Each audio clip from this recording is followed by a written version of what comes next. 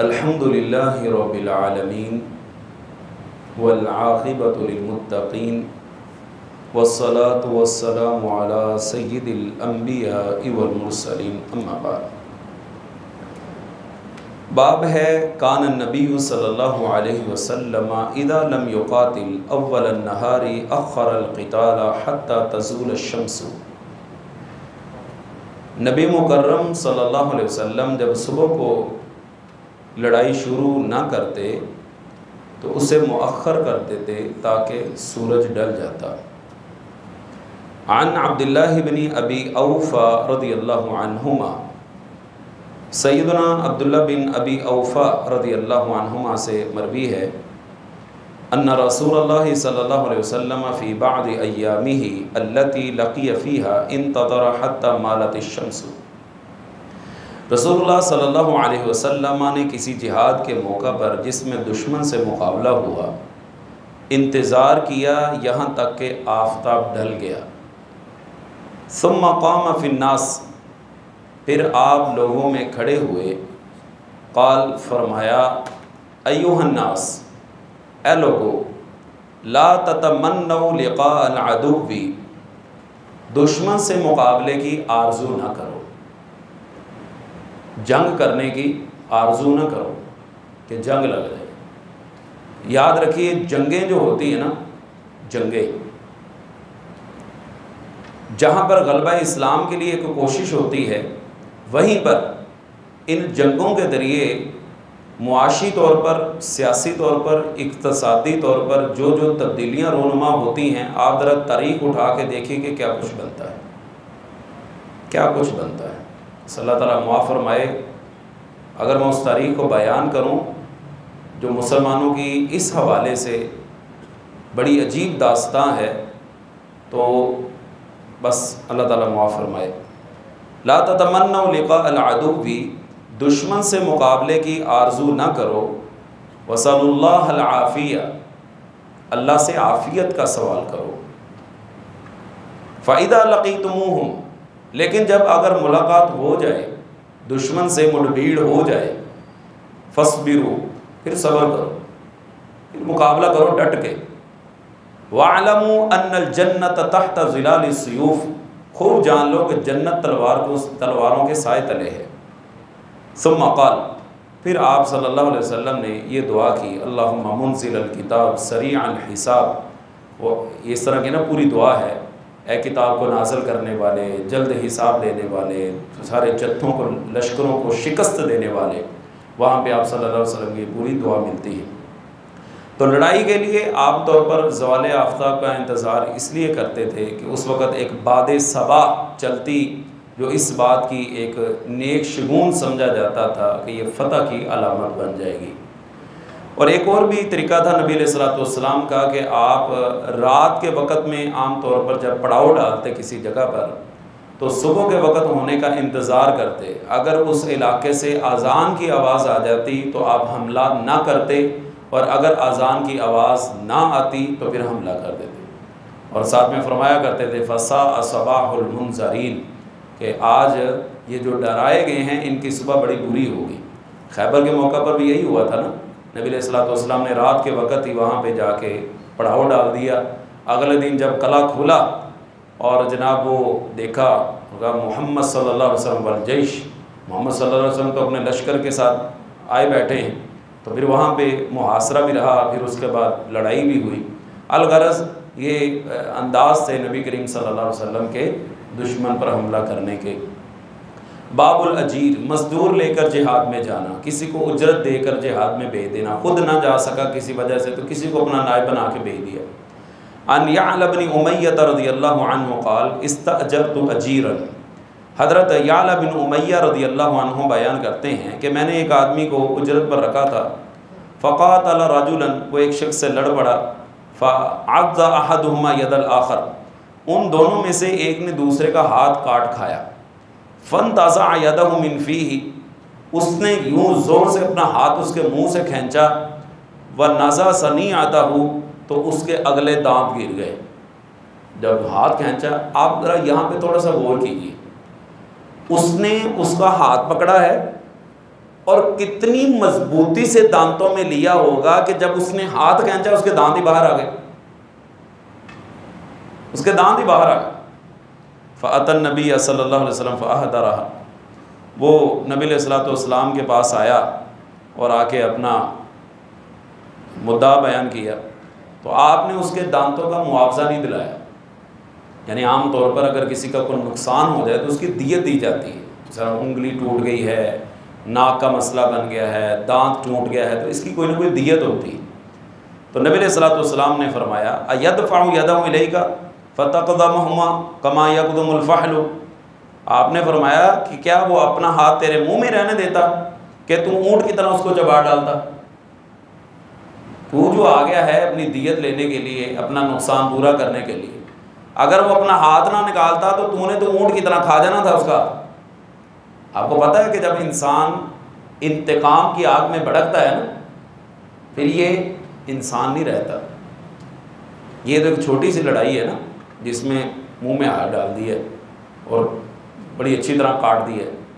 आम हालत के अंदर इंसान जब इंतकाम की आग में भड़कता है ना, उसके सर पर जब खून सवार होता है, फिर वो इंसान नहीं रहता, फिर वो भेड़िए से भी बदतर हो जाता है। तारीख के अंदर बेशुमार मिसालें, किसी को जिंदा जला दिया गया, किसी को ज़बह कर दिया गया, किसी को पता नहीं क्या क्या सज़ाएं दी, हत्ता के आप सुन के हैरान होंगे। बनु उमैया की हुकूमत जब ख़त्म हुई और बनु अब्बास की हुकूमत कायम हुई, इन बनु अब्बास के लोगों ने पता क्या किया? बनु उमैया के वो हुक्मरान जो हुक्मरानी करते रहे और बाद में जिन्होंने कुछ मजालिम भी डाए अवाम के ऊपर, इन्होंने बनु अब्बास ने बनु उमैया के लोगों की मैयतों को कब्रों से निकाला, और अगर किसी की मैयत सलामत निकली तो उसको सूली पे लटका दिया, और अगर किसी की हड्डियां निकली तो हड्डियों को आग लगा दी। इंतकामी आग जब इंसान में भड़कती है तो वो उसको जानवरों से भी बदतर बना देती है। इसलिए रसूलुल्लाह सल्लल्लाहु अलैहि वसल्लम का जो पैगाम है ना और फरमान है कि गुस्से के वक़्त अपने आप को काबू में रखो, इसमें बहुत बड़ी हिकमत, बहुत बड़ी हिकमत। और कहा जाता है कि ये गुस्से का जो दौरानिया है 10 से 12 मिनट का है, उसके बाद इंसान नॉर्मल हो जाता है।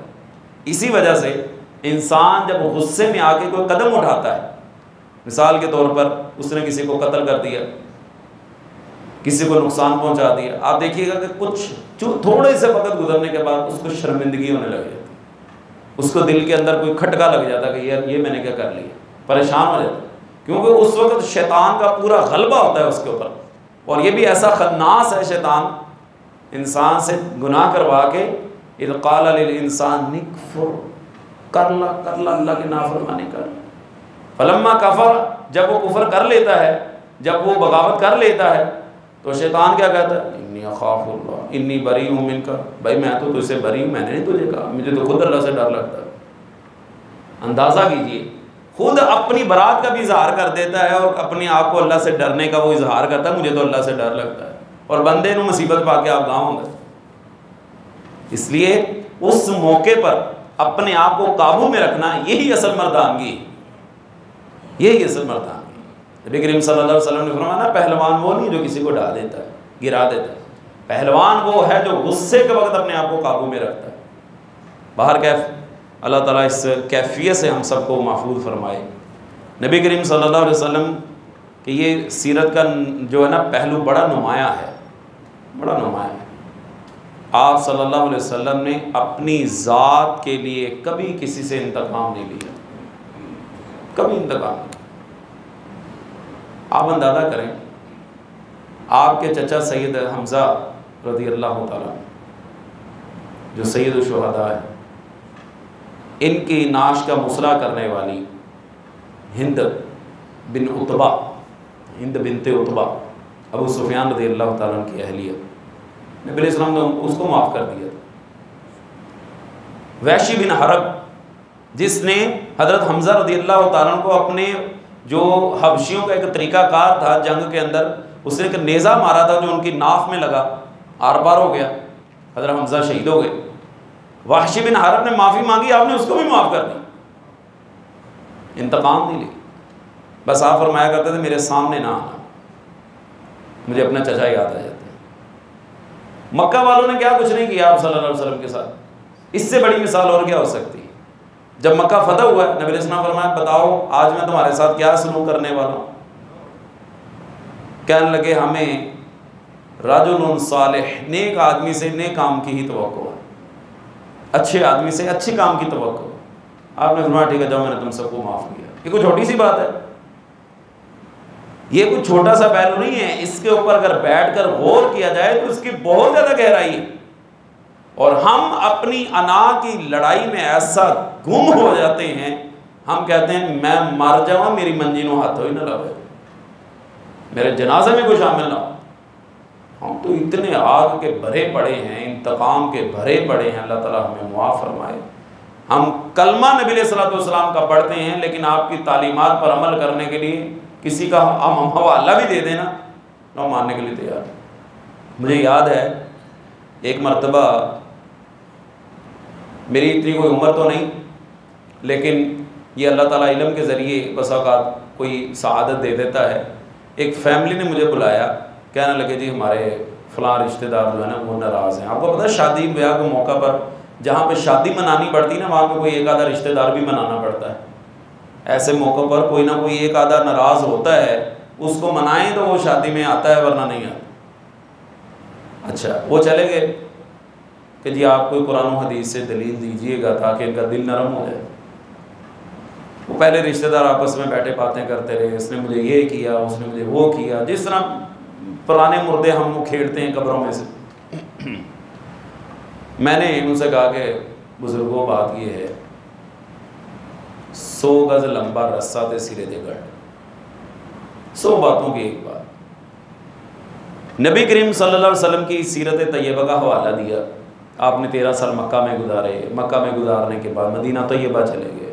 दुश्मनों ने क्या कुछ नहीं किया, आपको कत्ल तक करने के इरादे बनाए, क्या कुछ नहीं किया। आपके सहाबा को शहीद किया, आपकी औलाद मुतासर हुई, आपकी फैमिली मुतासर हुई, खुद आपकी अपनी ज़ात मुतासर हुई, आपको ज़ख्म पहुँचे, आपको तकलीफ़ें आई। फतह मक्का के मौके पर आपके जो दुख हैं क्या नबी अलैहिस्सलाम के दुखों से भी बड़े? क्यों जी? मेरे और आपके जो दुख हैं वो नबी अलैहिस्सलाम के दुखों से भी बड़े हैं। मेरी और आपकी मुसीबतें और तकलीफ़ें क्या नबी अलैहिस्सलाम की तकलीफ़ों से भी बड़ी तकलीफ़ें? मैंने कहा कि छोड़ें आप, पुत्रा गल तो तेरी सही है पर यह होना नहीं, मैं नहीं जाना बेहद। मुझे जो अहबाब लेके गए थे, मैं कहा इनसे मज़ीद गुफ्तगू करना फजूल है। जिस बंदे के दिल के ऊपर आकाए नामदार जनाब मुहम्मदुर रसूलुल्लाह सल्लल्लाहु अलैहि वसल्लम की सीरत तैयबा का असर नहीं, इसको दुनिया जहान की किसी बात का हवाला देना वैसे ही फजूल। मक्कियों के उजाड़, नबी अलैहिस्सलाम की बात सुनकर भी अगर आप सरेंडर नहीं करते और आप ढीले नहीं पड़ते तो फिर आपको अपने मुसलमान होने के बारे में फिक्रमंद होना चाहिए। नबी अलैहिस्सलाम का फरमान है ना कि मोमिन की मिसाल उस ऊंट की तरह है जिसके नाक के अंदर नकेल है तो मालिक जिधर चाहता ले जाता है। मुसलमान के नाक में नकेल किसकी है? जनाब मोहम्मद रसूलुल्लाह सल्लल्लाहु अलैहि वसल्लम की। वो हमें जिधर लेके जाएंगे हम जाएंगे, हम वहां पे कोई हिकमतें नहीं पूछेंगे, उसकी कोई चीज़ें नहीं तलाश करने की कोशिश करेंगे कि इसकी वजह क्या है, सबब क्या है। आका अलैहिस्सलाम ने फरमा दिया बस खत्म, उसमें मेरा नुकसान है ही नहीं जो आका अलैहिस्सलाम ने फरमा दिया। ये उस बंदे की कम इल्मी की निशानी होगी, उसके आला दर्जे के बेवकूफ़ होने की निशानी होगी कि आका अलैहिस्सलाम की बात सुनता है फिर भी उस पर अमल करने के लिए तैयार है। इसलिए नबी करीम सल्लल्लाहु अलैहि वसल्लम की सीरत का मुताला किया करें। मैं इससे कबल भी कई दफ़ा आपको कह चुका, कादी मोहम्मद सुलेमान मंसूरपुरी रहमहुल्लाह की किताब रहमतुल लिल आलमीन, इसी तरह अर्रहीकुल मखतूम, इसी तरह अन्नबीउल ख़ातम और इस तरह की दीगर जो सीरत की किताबें हैं इनका लाज़मी मुताला किया करें। सीरत के बारे में उलमा ने लिखा है जो बंदा सीरत की किताब पढ़ता है उसका दिल नरम हो जाता है, उसका दिल नरम हो जाता है। लेकिन हमारा ये मोबाइल हमारी जान छोड़े तो फिर हमें तो मैच देखने की आखिर है, उसके लिए हमारे पास वक़्त है, पता नहीं 4 घंटे का होता है, 5 घंटे का, मुँह से जाए स्क्रीन की तरफ देखते रहते हैं, साथ में सारी चीज़ों का अहतमाम इंतज़ाम भी करते हैं। वो देखने के लिए हमारे पास टाइम है जिसका ना हमें दुनिया में फ़ायदा ना आखिरत। अच्छा जी, मैच लगा हुआ है, आमतौर पर पाकिस्तान इंडिया का मैच, उसको जो तरजीह दी जाती है, अगर पाकिस्तान जीत जाता है आपको क्या फ़ायदा? आपको क्या फ़ायदा? तो फ़ायदा है आपकी तनख्वाह में इजाफा होगा, आपकी आमदन में इजाफा होगा, आपके घर में राशन आएगा। क्यों जी? आपकी कोठी वो खुद बहुत तमीर हो जाएगी। अच्छा चलें, पाकिस्तान मैच हार गया तो आपका क्या नुकसान होगा? आपका घर गिर गया, आपकी मोटरसाइकिल पंचर हो गई, आपकी गाड़ी चोरी हो जाएगी, क्या होगा? कुछ भी नहीं, ना आपको फ़ायदा ना नुकसान। तो जिस चीज़ का आपको फ़ायदा है, सीरतुन नबी पढ़ने का आपका दिल नरम होगा, आपको पता चलेगा हमारे आका अलैहिस्सलाम ने ज़िंदगी कैसे गुजारी, वो हम हाथ लगाने के लिए तैयार नहीं। वो मुझे याद है, खातून का मैंने आर्टिकल पढ़ा था, वो कहने लगी 4-5 बंदे मिल के 1800-2000 का पिज़्ज़ा खा लेते हैं, जो किसी काम का नहीं, मुंह का चस्का है। सोने जैसी चीज़ आप मुंह में रख लें, हलक से नीचे गई तो ख़त्म, ऐसा ही है ना। 1600-2000 डाल के पिज़्ज़ा खा लेंगे, लेकिन अगर 1600-2000 डाल के किताब ले ली जाए, आपने पढ़ी, उसने पढ़ के उसको दे दी, कितने लोगों को फ़ायदा है? तो किस चीज़ को तरजीह देनी चाहिए? असल यहीं से हमारी तरजीहात का अंदाज़ा हो जाता है कि हमें शौक़ किस चीज़ों का है, हमारा रुझान किन चीज़ों की तरफ, यहीं से पता चलता है।